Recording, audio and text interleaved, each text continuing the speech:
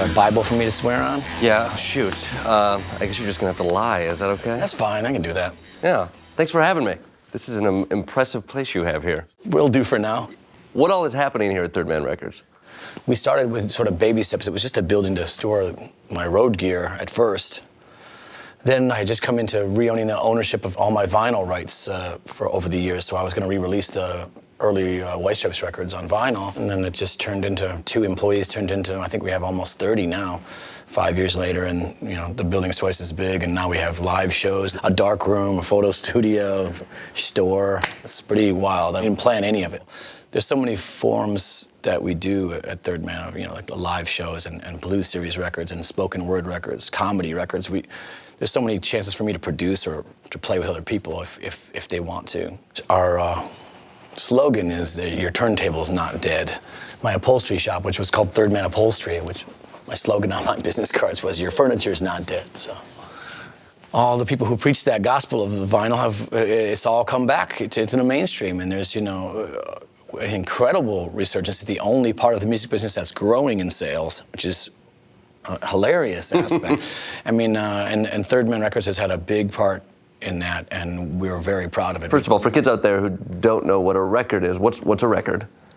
A record is an analog playing disc, and is basically it's basically the perfect format, and it's the best way to experience music at home, because you're really a part of it. You drop the needle down and you're really a part of what's happening. There's so many new records that are coming out. All the new pop stars have their albums on vinyl as well now, which is so great. And you can go to vintage shops and find records no one's ever heard but you, and experience it that way. I think it's a whole world. I think people should go on dates. You should take people on dates to go find records at Salvation Armies. You're really a matchmaker. I just try, you know. I go door to door too. I offer that service on the side after I do that. You really are a workhorse, Jack. It's just, you know, bringing people together. You got a big show coming up.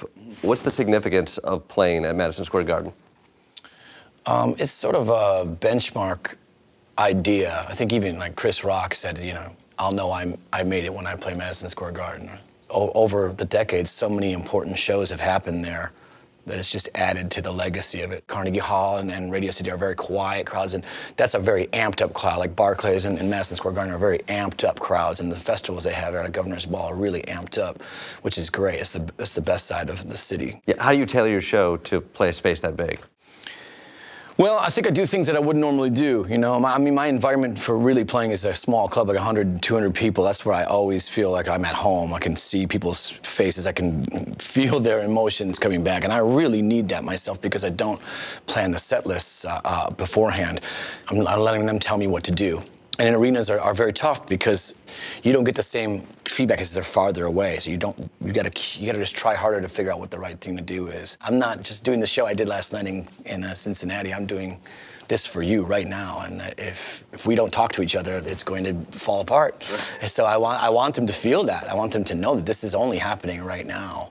You know, everything else nowadays you can have at your click of a mouse and your fingertips. You can have it whenever you want. And I think the live show should be only that moment, you know. Even if it's a disaster, you know. The show is streaming from the Garden.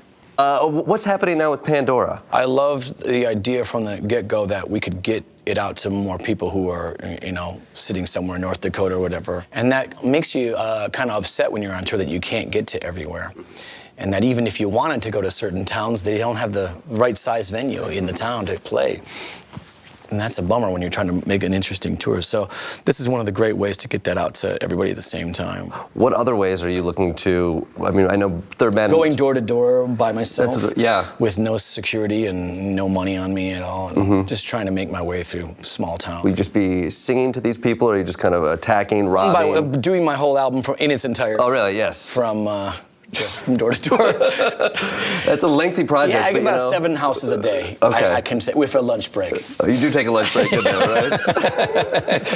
Flan. That's the only other way I can think of besides the Pandora. Walk me through before the show. The moments right before you go on stage, no set list. Are you listening to the audience? Are you listening to you? Are you listening to the bandmates? As we walk to the stage with the band, it may sound strange, but I'm thinking about what key the venue is in, what key the crowd is in. That sounds like a ridiculous notion, but even the earth itself vibrates at a frequency, and I think, as a mob of people get together, like if you hum a note, everyone will basically get in tune with that note.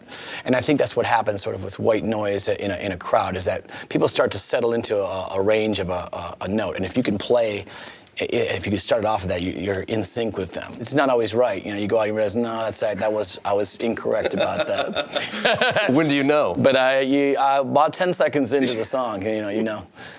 But it's best for me to live like that, because I just get more out of that energy of the not knowing what's happening. I think people know that they can tell that the band themselves don't even know what's going on. So that really adds to everything else. Do you write songs for the record or for the performance?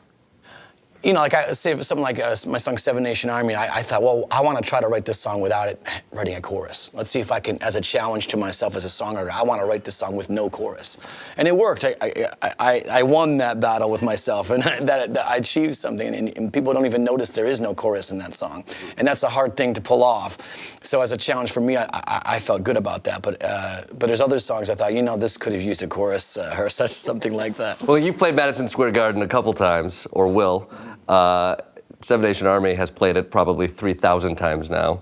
How does that feel, that song becoming the battle cry of drunken sports fans? You couldn't ask for anything better as a songwriter for something like that to happen naturally.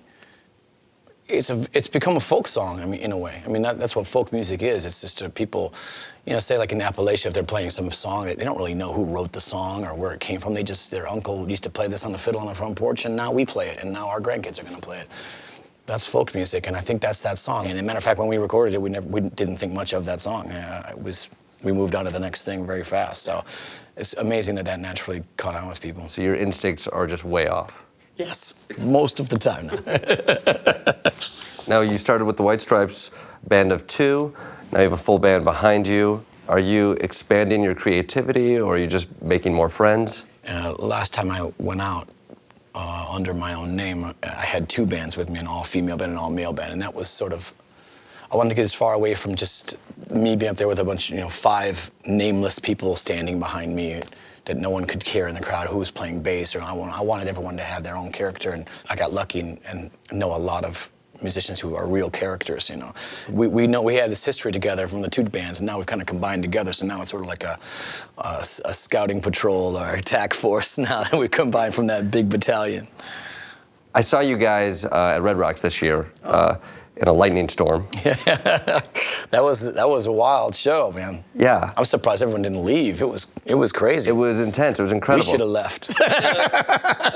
Yeah, I think the band were a little worried about that one as we were standing in water. I had to take my shoes off too because I kept falling, and it was wild. It was very nice. Lazaretto, big success. You wrote many of the songs based on writings that you found that you wrote when you were a teenager?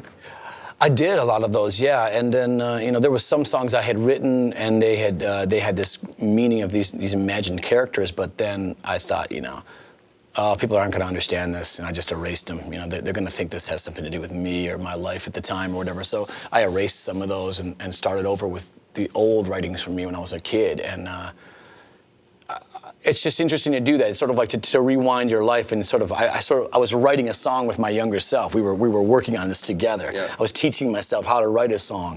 This is how you do it, And got to some new places I hadn't gotten before. It's hard to think of new ways to get you to a new place.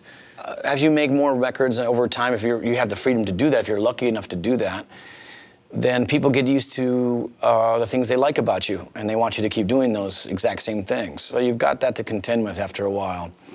So to shake it up, you have to think of these ideas sometimes. What did you find 19-year-old Jack White was like? As you age, you become more and more realistic, and you have experiences, and you realize what things are like. Before, when I was 19, maybe I didn't even know what it was like to be on stage, really, to go on tour, to make an album. I didn't know any of those things. And as you go through time, you experience those things and you realize what they are, and to be happy with life is to keep that romance alive in yourself all the time. And that's, obviously we all find that very difficult, to keep things romantic on our day-to-day level. And so obviously this kid is full of romance and I'm full of realism, and I'm trying to stay romantic. So it's good to go back and visit those things. I don't keep journals, and I never really have, but I wrote a lot of poetry and writings back then because I was so fired up about it. I don't know what I'm going to do with this. You know, some of those poems would go into furniture I was upholstering at the time, or they'd end up being a song that I never played and never recorded. And you know, you take these baby steps and you start to learn how to write a song and how to present things to people. You start realizing, oh, if you're a musician, this is how I put out my poetry. This is the way to do it. You put it to a melody, and people might pay attention to it. You said some of your poems go into furniture. Are you talking literally in the way that you put vinyl into furniture? Yeah, I couldn't resist then. I still can't. I still upholster. And an open chair, when it's all opened up, I mean, it's just a play field, and there's so much there that's secretive, but it's right under people's bodies, literally, right? And you can do so much with it. And sometimes I spend way too much time on it, and I should go back to the work, the upholstery, but obviously for something that may never be seen, you know. Thank God you weren't a surgeon. I've never left a tool in a chair. I'm proud of that. There's so much there. You're specifically talking about like what you can hide within this, not only the craft, but the secret that you have with the craft. Is that part of the allure? Well, for example, like when I went to the Andy Warhol Museum last year, and I took 3 Polaroids there. It was, and I hid them in the museum too. And these are things, I've never told anybody about these, but these are things that if you do these things, what's beautiful about them is they may never be experienced by anybody. And maybe even me talking about it now is destroying the whole point of it. But like say inside of furniture, you can create these ideas that are in there that are right under people's noses they may never know about. And that chair might be put on the side of the curb and thrown out and go into a landfill. And no one ever experienced whatever was in there. Or even funnier, if another upholsterer opens it up, which I've known a lot of them when I was younger and worked with a lot of them. Most of them wouldn't ignore that. They would look at that for half a second and ignore it and keep working. They'd pull that record out and throw it away. And there's some beauty to that too, to know that there's that chance that even if found, it will also be destroyed. Yeah. Now, Chris Rock says, you know, you made it when you played Madison Square Garden. Have you had that moment up until this point, or when did you know you made it? When I have coffee with Weird Al Yankovic one day, that's when I know. It hasn't happened yet? No. Have you reached out? No, I probably should. I mean, it's just a lack of communication. Because people say, I know I've made it when Weird Al's covered your song. That's not true. You have to have coffee with him. Are you writing songs that can be easily covered by Weird Al? He's actually done it a couple of times. Yeah, what did he cover? Yeah, well, he did one that was sort of in the style of the White Stripes. You know, everything was red, white, and black, and he was dressed like me and Meg, and in the sound of the band. He did a song like that. And then I think he did a polka version of one of our songs, too. I can't remember. I gotta go back and look at that. But still no coffee? No coffee, yeah. One day.